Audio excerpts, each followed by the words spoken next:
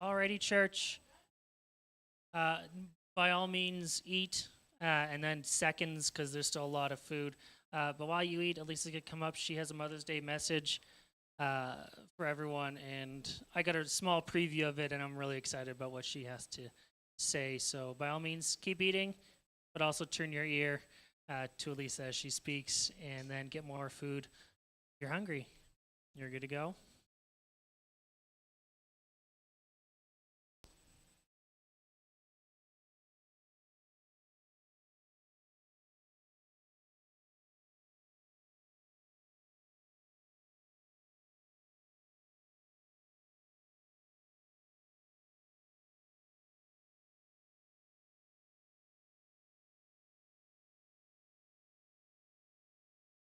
Okay, guys.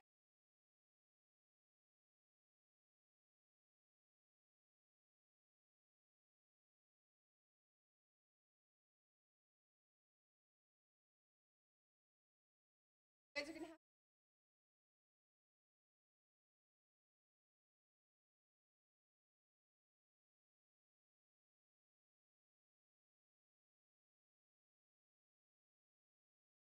which seems kind of a reversal, but I usually get to sit and listen to him instead. So I was like, no.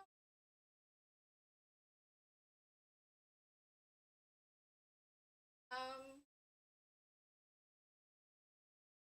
so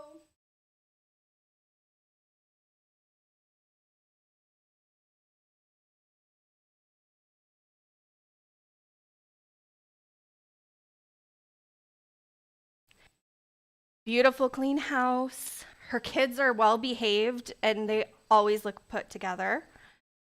She has infinite patience. She's fit and healthy. She has an abundance of energy to play with her kids. She volunteers on the PTA and at her church and several other programs. She cooks and bakes like a Michelin star chef. The list goes on and on. You can't help but hold yourself up to her and see yourself as then. Why is my house a mess? I am not as healthy as her. She spends time with her kids and never seems to need a break. I can never get my kids to behave without raising my voice. And my patience, enough. I am such a failure as a mom, as a mother, as a wife, etc. I've struggled with this so much, more than I ever want to admit to anyone. I am not enough. I don't have enough. I'm not good enough. It's so easy to get caught in that comparison game. Theodore Roosevelt said it best: comparison is the thief of joy. Besides stealing our joy, comparison creates shame, stress, envy, jealousy, separation, depression, and anxiety. As I was researching this message this week, God pulled something forward that has resonated with me in a new way. He does this. Something, and you've read it before, but all of a sudden it just clicks in this new way, and it just opens your eyes to a whole nother side of stuff. In my reading, he brought the beginning of Genesis. In the Garden of Eden, when Satan was tempting Eve, he used the comparison lie on her. He made her believe she was missing something. Was she? No, she had it all. She was sitting in the garden, beautiful, no need, nothing. She didn't need anything. She was able to spend time with God. But the devil made her think that that she was missing something, that she didn't measure up. And she believed it, and she felt completely less than. The crazy thing is that the devil still uses this tactic today. It's the tool he uses to keep us from stepping out into what God has called us to do and be. So let's go back to that supermom we compare ourselves to. We see her as this incredible, unattainable goal, an example of what we should be doing, what we should look like, what our house should look like. The reason we struggle with insecurity is because we compare our behind the scenes with everyone else's highlight reel. This is now more of a thing than ever because you look to social media and you see all these women who show you just this crafted image of everything going well. And even their vulnerability that they show half the time is an edited, curated show that they show you. It's not even the full picture. You keep holding yourself up to this ever changing idea of perfection. Life's chaotic and messy. It's not fair to compare it to an image of perfection that was crafted and edited before it was even posted or before it was even told to you. You have different priorities, different talents, goals, support system, backgrounds, and even to-do lists. You're not her, and she's not you. As I was writing this message, I had a memory pop up into my head. Back in Wainwright, every year we would go to kind of like the rodeo. They had a little fairground where there were these games and rides and snacks, and we always took the boys there, and it always wound up being such a beautiful family moment. But there was this one year, where our last year there actually, and my youngest is my child who sees something you all know, and he wants to do it. He just goes for it. And so we're riding all these rides, and we're having a great time, and he's thrilled, and he's screaming on these rides that he can ride. And then he sees the Ferris wheel. And he gets so excited. He sees the kids lining up, and he's like, Mom, I gotta go do that. Let's go there. And so I'm like, yeah, okay, I'll go with you on the Ferris wheel. Sounds great. And so we get up to the line, and there it is, that height requirement, right? And of course, he was not tall enough. And instantly, you could see it. As soon as I told him, buddy, I'm sorry, you can't ride on that ride, his joy was sapped because he was compared to this great ride.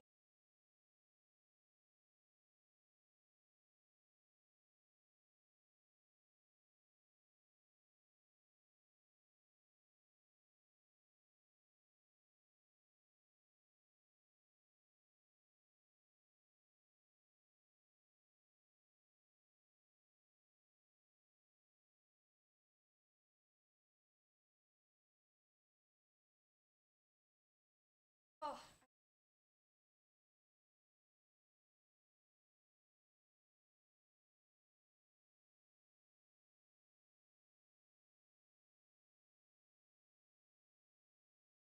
always.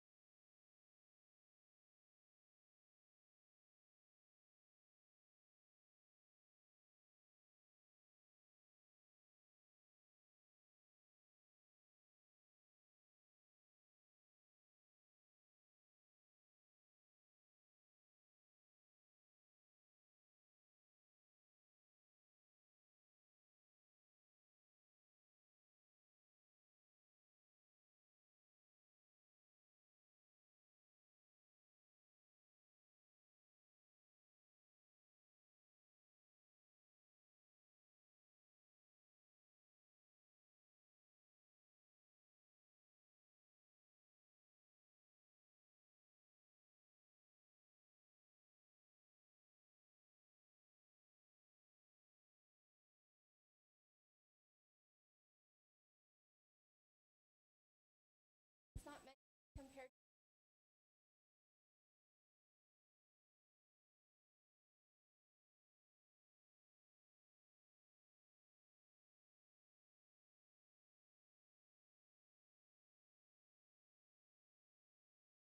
Sorry, mic switch.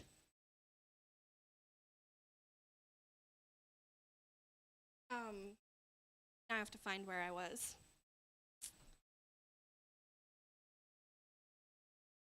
He chose you in your entirety for your family. You for exactly what was needed in your family's lives, to walk beside them, to support them, help them grow. He doesn't make mistakes, and he didn't with you guys. So when the comparison game starts, How do we combat this? First, focus into Jesus. Be in his word and spend time with him. The more we are in his word, the easier it gets to combat the comparison lies that try to push their way in. We can stop them before they get the chance to take hold. Psalms 119, verse 105, your word is a lamp to my feet and a light to my path. Just as our kids look to us for help and support in the things that they can't do, we need to look to him and ask him to do what only he can do in our lives. God longs to spend time with you, feel what he has just for each of you. Practice gratitude.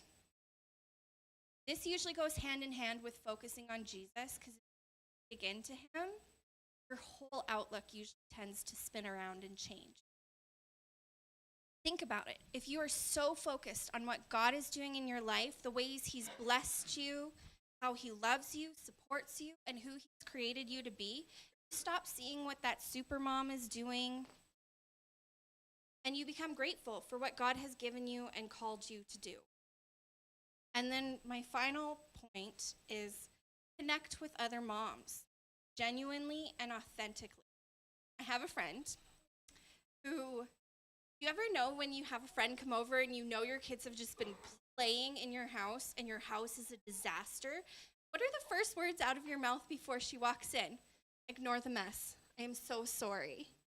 And it's gotten to this point where I've become so authentic in this friendship, and I appreciate her so much because we do these weekly check-ins where we'll be like, how's your week going? And genuinely say, or even like worse, at some points we'll even send each other pictures of our awful mess that our kids have created. And been like, this is how my week is going.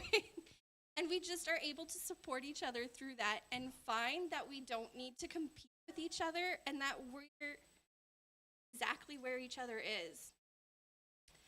So by genuinely and authentically being completely yourself, chaotic and messy self, your flawed self,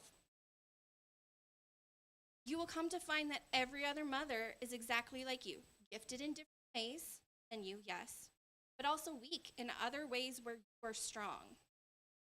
This way we stop putting each other on a pedestal and genuine support system. Only once we drop these curated images of what we want people to see, find true friendship. Finally, let me leave you with this. You are not a failure. You're created unique by a perfect God who doesn't make mistakes.